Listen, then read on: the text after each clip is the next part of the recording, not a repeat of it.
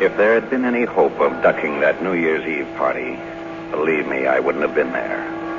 As it was, I had put on that dinner jacket from the best shop in town and went downstairs.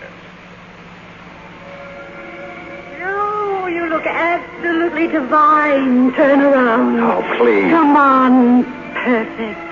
Wonderful shoulders. And I love that line. Oh, it's all padding. Don't let it fool you. Cute. You know, this floor used to be wood, but I had it changed. Valentina said there's nothing like tile for a tango. You tango, don't you? Not on the same floor with Valentino. Norma, it's late. What time are they supposed to get here? Who? The other guests. There are no other guests. This is for you and me, Joe. Oh? Hold me tighter. Okay. You'll think this is all very funny. A little. Be patient, Joe. You'll think it's nice, not funny. You'll think it's very nice. So we danced.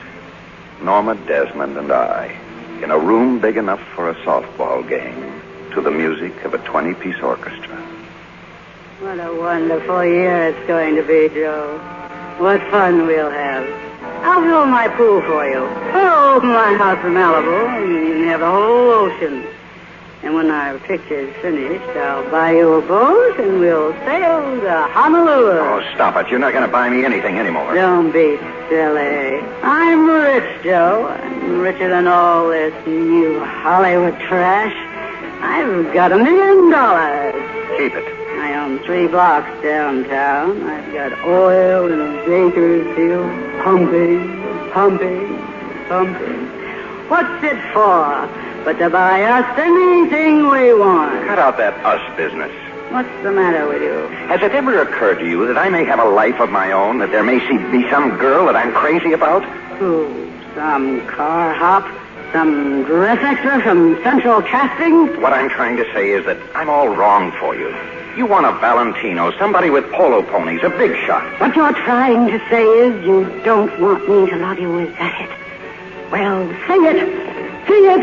Say it! She left the room and rushed upstairs, and the orchestra kept playing. Well, I'd had enough. I grabbed my coat and left. I thought about a friend of mine, Artie Green, an assistant director. There was bound to be a New Year's shindig going on in his apartment. I walked down to the boulevard and hitched a ride into town. Well, what do you know, Joe Gillis? Hi, Artie. Where you been? I dropped by your place a couple of weeks ago on the land. Well, I moved out to a deep freeze. Oh. Look, I'll give you a full report later. Meantime, could I stick around here for a while? Oh, this'll go on all night. No, I mean, could you put me up for a week or so? Oh, sure, Joe, sure. Just stand by, kid. I'll get you a drink. Hello, Mr. Gillis. Oh, hello. Eddie Schaefer, remember? Sheldrake's office. Oh, yes. I've been hoping I'd run into you, Mr. Gillis. What for? To recover that knife you stuck in my back? Well, I did feel a little guilty. So I got out some of your old stories. Why, you sweet kid. Please, I would like to talk to you. Come on, let's go in the kitchen.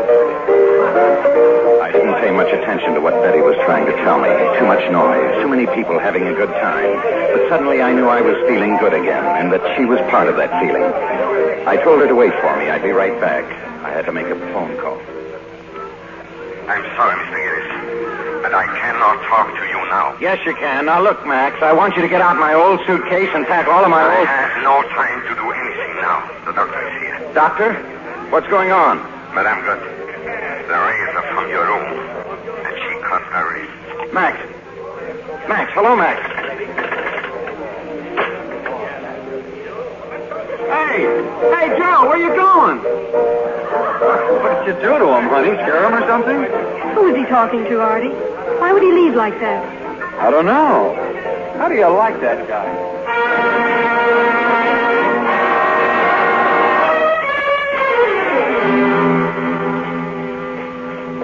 Thank you for coming back, Mr. Gillis. How is she? The doctor says she will be all right. Be careful, Mr. Gillis. Be careful what you say to her.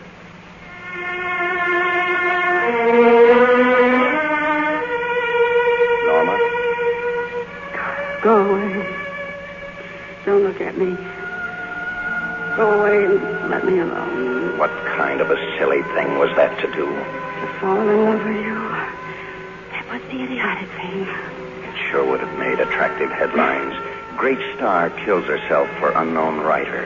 Great stars have great pride. Go away.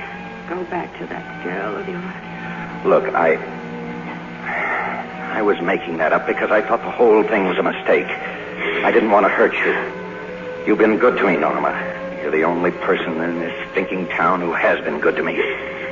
Then why don't you just say thank you? Just get out. Not until you promise to act like a sensible human being. I'll do it again. I'll do it again. I'll do it again. Norma. Happy New Year, Norma. Oh, Joe. Joe. Happy New Year.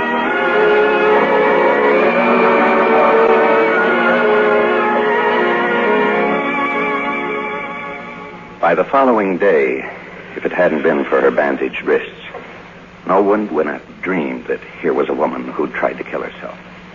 Immediately, Max, immediately. Take the script over to Paramount, and be sure you deliver it to Mr. DeMille in person. Very good, madam. You're really going to send it to DeMille? Well, this is the day. This is the day, Joe. Look, here's the chart from my astrologer. She's read DeMille's horoscope. She's read mine. Did she read the script? Norma, scripts don't sell on astrologers' charts. But, darling, I'm not just selling the script. I'm selling me. DeMille always said I was his brightest star. When did he say it, Norma? Well, all right, it was quite a few years ago. But the point is, I never looked better in my life. Do you know why? Because I've never been as happy in my life. Now, hurry, Max, hurry!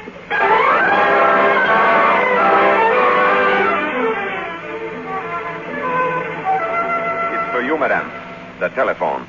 Paramount is calling. Now, do you believe me, Joe? Paramount is calling. I told you DeMille would jump at my story. It's not Mr. DeMille in person, madame.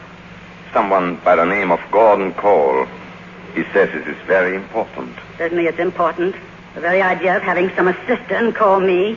Say that I'm busy and hang up. Very good, madame. How do you like that? We made 12 pictures together. His greatest successes. Maybe he's busy. Maybe he's shooting. I know that trick. He's trying to belittle me. He's trying to get my price down. I've waited 20 years for this call. Now DeMille can wait until I'm sure. About 3 days later, she was good and ready.